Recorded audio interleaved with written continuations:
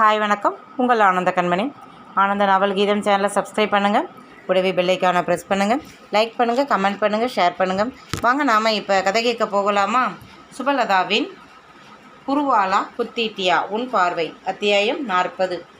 தோகினியின் வளைகாப்பு அவள் வீட்டிலேயே ரொம்ப சிம்பிளாக நெருங்கியவர்களுக்கு மட்டும் சொல்லி நடந்தது. யவனா, யக்ஷனா, மதுரிகா, பரிபாலன் அனைவரும் வந்திருந்தார்கள். பரிபாலன் எப்போவும் போல ஓடி ஓடி வேலை செய்தான். ஆதவன் ஃபோனில் வாழ்த்தினான். ரெட்டி குடும்பத்தார் தோகினிக்கு பிறந்த வீட்டு சீர் செய்தார்கள்.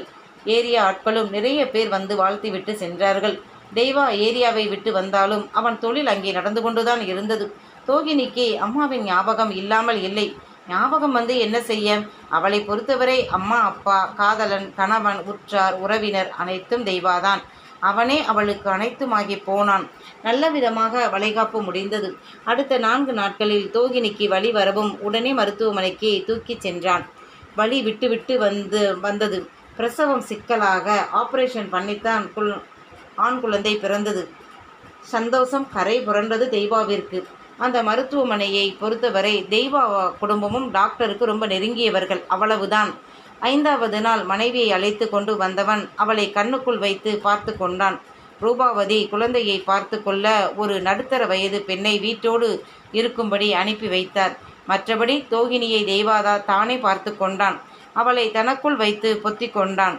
கண்ணின் கருமணியாக மகனையும் மனைவியையும் தாங்கிக் கொண்டான். யாரும் இல்லாத அவன் வாழ்க்கையில் வரமாய் வந்தவள் தோகினி. அவளை தன் உள்ளங்கையில் வைத்து தாங்கினாள். குழந்தைக்கு பால் கொடுப்பது மட்டும்தான் தோகினி வேலை. மற்றபடி மகனை பார்த்து கொள்வது சாவித்திரி மற்றும் வேலையால் தான். கோவிந்தன் அடிக்கடி இங்கே வந்து தங்கி பேரனை கொஞ்சிவிட்டு போவார். தோகினி படிப்பை மும்மரமாக படித்தாள். ஹர்ஷித் தோகினியை சிறந்த மனநல ஆலோசகராக கொண்டு வர நினைத்தான். கூடவே ஹாஸ்பிட்டல் மேனேஜ்மெண்ட் பற்றிய கோர்ஸில் 1 வருடம் படிக்க சொன்னான். 3 வருடங்களுக்கு பிறகு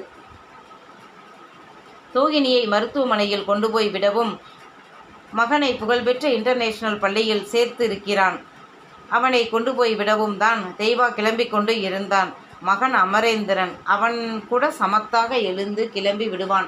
அவன் அப்படியே அப்பாவின் அச்சு.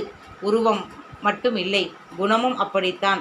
வளரும் போதே தெய்வா, சாவித்திரி இவர்கள் அவனுக்கு அடுத்தவர்களின் கஷ்ட நஷ்டத்தை சொல்லி வளர்த்ததால் சூழ்நிலையை புரிந்து நடந்து கொள்வான்.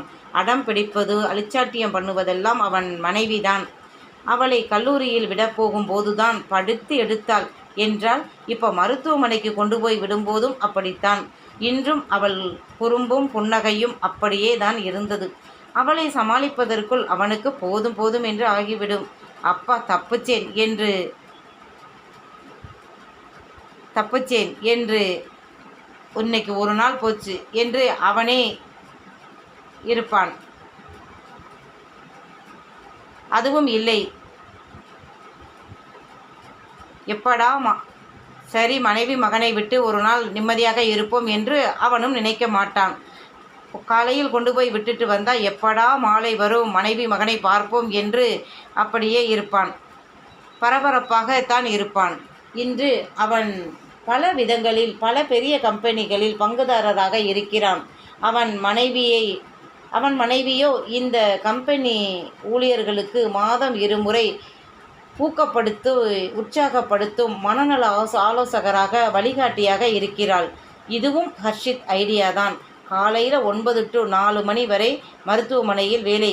அதன் பிறகு வார இறுதி நாட்களில் இந்த மாதிரி பெரிய கம்பெனி ஊழியர்களுக்கு புத்துணர்வு கொடுக்கும் வேலை, கவுன்சிலிங் கொடுப்பது எல்லாம் செய்தாள். என்னடி தோகை, இன்னுமா கிளம்பலை? என் மகன் சமத்தா கிளம்பிட்டான், சாப்பிட்றான், நீ தான் இன்னும் லேட் பண்ணுற என்று தெய்வா கடிய, அதுக்கெல்லாம் அசருவாளா தோகை? உண்மையிலேயே தோகை மாதிரி தன் பெரிய கரிய கூந்தல் விரிய விட்டபடி சாப்பிட வந்தாள். ஏண்டி தலை பின்னிக்கலையா? தலை காயலை என்றாள். சரி உட்காந்து சாப்பிடு என்றவன் சாவித்திரி கிட்ட கண்காட்டியபடி அவளுக்கு ஊட்டினான். ஆமாம், அதை பார்த்து தலையில் அடித்து கொண்டான். ஷேம் என்றான்.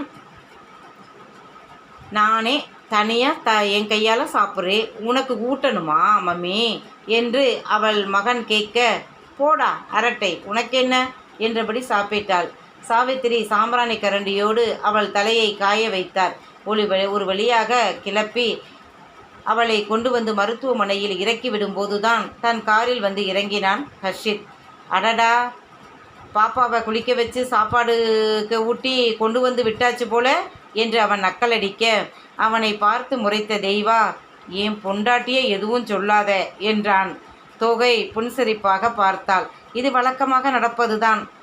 அப்புறம் அண்ணனுக்கு 4 நாளில் கல்யாணம், நாத்தனார் இப்படி பேசாமல் போறியா, பேசாமல் இருந்தால் என்ன பண்ணுறது என்று அவன் வம்பிழுக்க, ஹலோ அண்ணா, அதுதான் என் புருஷன் எல்லா ஏற்பாடும் பக்காவாக பண்ணிட்டாரு, அப்புறம் என்ன, அதெல்லாம் முக்கியமான ஒன்று பண்ணணும் என்று ஹர்ஷத் சொல்ல, ஆளை விடுடா அண்ணா, ஆளை விடுங்கண்ணா சாமி, ஆளை விடுங்க சாமி என்று அண்ணனும் தங்கையும் என்றபடி நீங்களே என்னமோ பண்ணிக்கிங்க என்று தெய்வா ஓடிப்போய் காரில் ஏறி ஓடிவிட்டான். சிரித்தபடியே திரும்பிய ஹர்ஷித், நாளைக்கு மெகந்தி ஃபங்க்ஷன், நாளை காலை ஃப்ளைட்டில் தான் சுஜித்ரா ஃபேமிலி இங்கே வர்றாங்க, நான் ஏர்போர்ட் போய் கூப்பிடணும் என்று சொல்ல, சுஜி என்னை எதிர்பார்க்கிறா, நான் எவ்வளவோ சொன்னேன், 3-4 நாள் ஹாஸ்பிட்டல் போக மாட்டேன், அதனால் இப்போவும் வர முடியாது அப்படின்னு சொன்னேன். அவள் திட்டுறா. நானும் டாக்டர், எனக்கும் நம்ம ப்ரொஃபஷனல் பற்றி தெரியும், இருந்தாலும் கல்யாணம்ன்றது நம்ம வாய்ஸில் ஒரு முறை வருவது, அதை கூட கொண்டாடலை என்றால் என்ன அர்த்தம் என்கிறாள். நீ கொஞ்சம் ஒர்க்கிங் டைம் பேலன்ஸ் பார்த்துட்டே, யார் அந்த டைம் ஃப்ரீயாக இருக்காங்க என் டிபார்ட்மெண்ட்டில் அப்படின்னு சேஞ்ச் பண்ணி கன்ஃபார்ம் பண்ணு என்றான். ஓகே டன் அண்ணா, நீங்கள் அண்ணியை வெல்கம் பண்ண போகலாம் என்று சொல்லி சென்றவள் முதல் வேலையாக அதைத்தான் செய்தாள். இந்த பொறுப்பை ஏற்கனவே பார்த்த ஆனந்தனிடம் 6 மாதம் பயிற்சி பெற்ற பிறகே தலைமை பதவிக்கு வந்தாள் தோகினி.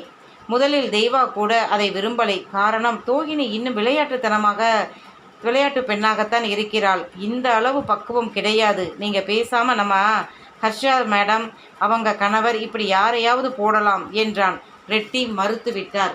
இந்த மருத்துவமனை டீம் நான், என் மனைவி எக்ஸிக்யூட்டிவ் ஆஃபீஸர், என் மகன் அவனுடைய துறை தலைவர், என் மருமகன் அவர் துறை தலைவர், இப்படி என் மொத்த குடும்பமும் ஒவ்வொரு பதவியில் இருக்கு. ஆனால் 30% பங்குகள் வைத்திருக்கும் நீங்கள் இந்த 9 வருடமாக எந்த பதவியிலும் இல்லை. இதுவரை அதற்கான வாய்ப்பு இல்லை. இப்போ அப்படி இல்லையே. ஹர்ஷித் தோகினியை ஹாஸ்பிட்டல் மேனேஜ்மெண்ட் படிக்க சொன்னதே இதற்காகத்தான் என்றவர் நிர்வாகத்தில் ஒரு நல்ல பொறுப்பை கொடுத்தார். அதன்படி 100 பேர் டாக்டர்கள் வேலை செய்யும் அந்த பெரிய மருத்துவமனையில் நர்ஸ், வார்டு பாய், உதவியாளர்கள் என்று ஏகப்பட்ட பேர் வேலை செய்ய அவர்களுக்கான 1 வார டைம் டேபிள் வேலை போடுவது இவள்தான். இதனால் எல்லா டாக்டர்களும் லீவு எடுக்க வேண்டும் என்றால் முதலில் இவளிடம்தான் சொல்ல வேண்டும். அதுதான் ஹர்ஷாவின் கணவருக்கு பிடிக்காமல் போனது. இதை தோகினி புரிந்து கொண்டாள். அவர் லீவு என்றால் ஹர்ஷா தான் தோகினியிடம் சொல்லுவாள், சரிக்கா என்று சொல்லிவிடுவாள். இதனால் இதுவரை எந்த பிரச்சனையும் இல்லாமல் போய்விட்டது. முதலில் எக்ஸ்பீரியன்ஸ் உள்ள டாக்டர்கள் சிலர் எப்படி இந்த சிறு பெண்ணிடம் இந்த பொறுப்பை கொடுக்கலாம் என்று கொஞ்சம் சலசலப்பு எழுந்தது. ஆனால் அதை ரெட்டி ரொம்ப எளிதாக துடைத்து விட்டார். காரணம், எந்தெந்த டாக்டர்கள் பிரச்சனையோ அவர்கள் முன்னாலேயே, அம்மா தோகினி, எனக்கு இந்த வாரம் ஓபி டியூட்டி இருக்குது இல்லையா, அதை கொஞ்சம் மாற்றி வேறு யாரை போடலாம் என்று பாரு, எனக்கு ஒரு அவசர மீட்டிங் டெல்லியில் இருக்குது, அதை கொஞ்சம் பார்த்து சொல்லுமா என்றார். அவ்வளவுதான். அந்த மருத்துவமனை தலைவர், ஓனர் எல்லாம் அவர்தான். அவரே தோகினியிடம் ஈகோ பார்க்காமல் பலமுறை இப்படி கேட்ட பிறகு மற்ற டாக்டர்கள் வாயை மூடிக்கொண்டார்கள். மேலும் தோகினி மருத்துவமனைக்குள் வந்துவிட்டால் அவள் நடை, உடை, பாவனை, கம்பீரம் அனைத்தும் மாறிவிடும். தெய்வா அருகில் இருக்கும் வரைதான் அவள் சேட்டை, துள்ளல், குறும்பு, அடம் அத்தனையும். அவனை விட்டு விலகினால் அவளின் தொழிலுக்கு தகுந்த கம்பீரம், ஆளுமை வந்துவிடும். ஒரு வழியாக மறுநாள் ஒர்க்கிங் டைம் டேபிளை மாற்றி மடக்கி ஹர்ஷித்தை வெளியே போக வைத்தவள், அண்ணா 6 மாதமாக நான் உங்களுக்காக இந்த வேலை தான் பார்க்குறேன், நல்ல வேலை சார், மேரேஜை சீக்கிரம் வச்சிட்டாரு, இல்லை தினம் என் பாடு தான் ரொம்ப தொல்லை, அது சரி, நீ தெய்வா சாருக்கு கொடுக்கும் தொல்லையை விடவா என்று அவன் கண் சிமிட்டி கேட்க, ஐயோ அண்ணா, ஆள விடுங்க சாமி என்றாள். பெண் வீட்டார் டெல்லியில் பல வருடங்கள் இருந்தவர்கள். சுஜித்ரா அங்கே பிறந்து வளர்ந்த பெண். எனவே திருமணத்தில் சங்கீத் ஃபங்க்ஷன் கண்டிப்பாக வேண்டும் என்று சொல்லிவிட்டார்கள். தோகினிதான் மண்டையை குடைந்து கொண்டு ஒர்க்கிங் சார்ட் தயாரித்தாள். பெண் டாக்டர்கள் சிலரை சங்கீத் ஃபங்க்ஷனை அட்டன் பண்ணும்படி ரிலீவ் செய்தாள். ரெட்டி ரிசப்ஷன், திருமணம் 2 நாள் மட்டும் போதும் என்று சொல்லிவிட்டார். ரூபாவதி, ஹர்ஷத் இருவருக்கும் 4 நாட்கள் தொடர் விடுமுறை எடுப்பதால் அவர்கள் இடத்தில் வேறு சரியான டாக்டர்களை போட்டாள். சங்கீத் ரிசப்ஷன், திருமணம் 3 நாள் ஃபங்க்ஷனையும் தனித்தனி ஈவென்ட் மேனேஜ்மெண்ட்டிடம் கொடுத்தான் தெய்வா. இப்போது இந்த துறையில் அவனுக்கு நல்ல அனுபவம் இருந்தது. காரணம், சென்னையின் மத்தியில் அவன் கட்டிய 100 கோடி ரூபாய்க்கு மேல் செலவழித்து கட்டிய அந்த ஆடம்பரமான திருமண மண்டபம். அவன் ஏரியாவில் மிக குறைந்த வாடகையில் ஒரு திருமண மண்டபமும், சென்னையினுடைய சென்டரான பகுதியில் இப்படி ஒரு பிரம்மாண்டமான 7 ஸ்டார் அந்தஸ்து பெற்ற திருமண மகால் கட்டினான். நடிகைகள், நடிகர்கள், பெரும் தொழிலதிபர்கள், அரசியல் பிரமுகர்கள் இவர்கள் வீட்டு விசேஷங்களுக்கென்றே இவன் கட்டிய திருமண மண்டபம். அது இந்த திருமணத்தின் முழு பொறுப்பும் அவன்தான். சங்கீத் ஃபங்க்ஷனுக்கு தோகினி மகனுடன் கிளம்பினாள். இந்த மாதிரி விழாக்களுக்கு போகும்போது தோகினியை அலங்காரம் பண்ண அவனுடைய திருமண மண்டபத்தில் அலங்காரம் பண்ணும் பியூட்டி பார்லர் பெண்கள் தான் வருவார்கள். எனவே இன்றும் அலங்காரம் முடிந்து பீட்டர் தான் கார் எடுத்தான். தெய்வா தன் மனைவிக்கென்றே வெளிநாட்டில் இருந்து இறக்குமதி செய்த ரோல்ஸ் ராய்ஸ் கார் கருப்பு நிறத்தில் தேர் மாதிரி வந்து நின்றது. தெய்வாவும் வந்துவிட, நானும் வரேன், கொஞ்சம் வெயிட் பண்ணுங்க என்றவன் குளித்து அப்பாவும் மகனும் ஒரே மாதிரி தோகினியின் லெஹங்காவிற்கு மேட்சான கலரில் ஷெர்வானி குர்தா அணிந்து கொண்டு கிளம்பினான். மூவரையும் பார்த்து, சாவித்திரி வந்த உடனே சுத்தி போடணும் என்று இப்போதே மிளகாய், உப்பு எல்லாம் எடுத்து வைக்க தொடங்கிவிட்டார். இவர்கள் போய் இறங்கும் நேரம் சரியாக ஃபங்க்ஷன் ஆரம்பிக்கும் நேரம். பிரம்மாண்டமான அந்த திருமண மண்டபத்தின் முன் அவர்கள் கார் போய் நிற்க, ஹர்ஷத், ரூபாவதி, ஹர்ஷா மூவரும் வந்து புன்னகையுடன் நிற்க, காரில் இருந்து இறங்கினாள் தோகினி. ஒரு மகாராணியின் கம்பீரத்துடன், அவளுக்கு இணையான ஆளுமையுடன் தெய்வாவும் இறங்க, அவர்கள் இளவரசனும் இறங்கி அம்மா அப்பாவின் கைப்பற்றி நடந்து வர 2 கண்கள் அவர்களையே மொய்த்தது.